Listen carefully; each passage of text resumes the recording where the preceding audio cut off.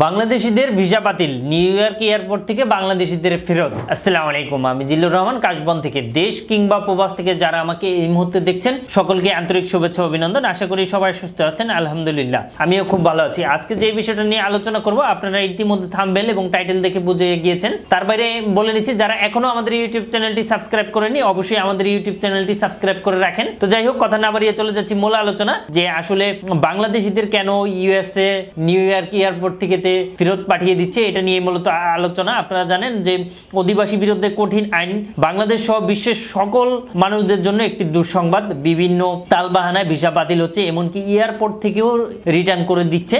আরেকটি ঘটনা ঘটেছে, আরো কিছু মারাত্মক ঘটনা আমি আপনাদের কাছে শেয়ার করব। সেটা হচ্ছে এক ব্যক্তি কিছু সুপার শপে কিছু মালামাল চুরির ঘটনায়, এবং এটা রায় অনুযায়ী নিষ্পত্তি হয়ে যাওয়ার পরেও $70 মালামাল তাকে কিন্তু বাংলাদেশ ফেরত পাঠায় দিচ্ছে।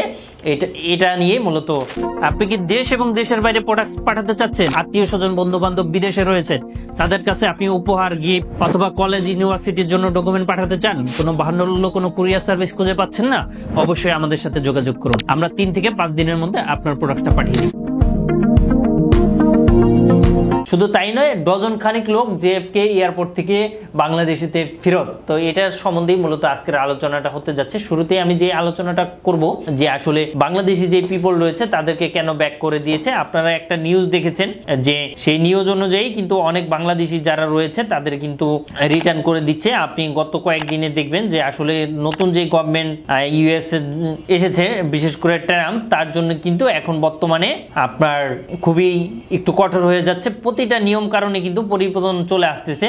তো এটা কি, এটা হচ্ছে সেটা নিয়ে মূলত আজকের আলোচনাটা হতে যাচ্ছে। তো যেটা বলতে চাচ্ছিলাম আপনাদেরকে, সেটা হচ্ছে দেখুন, বাংলাদেশি শিক্ষার্থীর ভিসা বাতিল কেন করেছে। বাতিল করেছিল যে ইসরায়েলের বিরোধী বিক্ষোভ করায় বাংলাদেশি শিক্ষার্থীর ভিসা বাতিল করেছে ইউএসএ। ইসরায়েলের জানেন যে তাদের বিরুদ্ধে কথা বলার কারণে বাংলাদেশি যে নারী শিক্ষার্থী রয়েছিল তাকে কিন্তু অলরেডি সকল কার্যক্রম পরিচালনা করে বাংলাদেশে রিটার্ন করে দিবে। আরো একটি যে বিষয় আপডেট দিয়েছিলাম, যে আসলে $70 মালামাল এক ব্যক্তি চুরি করেছিল এবং আদালত থেকে এটা রায়ও হয়ে গেছে, মানে নিষ্পত্তি হয়ে যাওয়ার পরবর্তীতেও কিন্তু তাকেও ফেরত পাঠিয়ে দিল। বাংলাদেশের সকল কিছু তারা রেডি করেছে। এটা আমার কথা না, এটা আপনারা বিভিন্ন নিউজ বা বিভিন্ন জিনিসগুলোতে দেখবেন। আরও একটি ঘটনা ঘটেছে, যে ডজন খানিক লোক কিন্তু বাংলাদেশে রিটার্ন করে দিচ্ছে যাদের গ্রিন কার্ড রয়েছে। এদের মধ্যে অনেকেরই গ্রিন কার্ড রয়েছে, এবং আপনি জানেন যে যাদের গ্রিন কার্ড রয়েছে তাদের কিন্তু ইউএসএ 10 মাস থাকতে হবে মিনিমাম। হ্যাঁ, অনেকে 10 মাস থাকেননি এজন্য, এবং অনেককে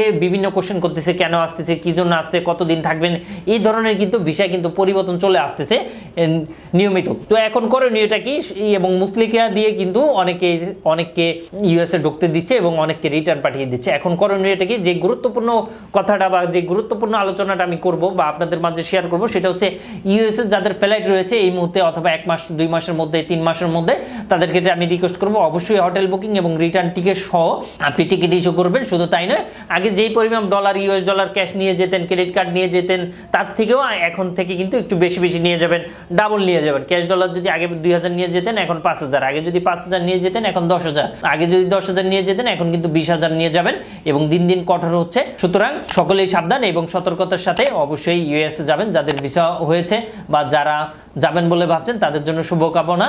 তো থ্যাংক ইউ সো মাচ। আজকের ভিডিও আজ এই পর্যন্তই। আপনাদের সাথে আবারও দেখা হবে, আবারও কথা হবে নতুন কোনো ভিডিও নিয়ে। এবং আপনাদের যদি কোনো ছোটখাটো কোনো কোশ্চেন থাকে অবশ্যই আমাদেরকে কমেন্ট করে জানাবেন, এবং ভিডিওটি যদি আপনাদের উপকার হয় বিন্দুমাত্র, সেক্ষেত্রে আমাদের ইউটিউব চ্যানেলটি সাবস্ক্রাইব করে রাখবেন এবং ভিডিওটি শেয়ার করে সকলকে জানার সুযোগ করে দিবেন। তো থ্যাংক ইউ সো মাচ। আসসালামু আলাইকুম।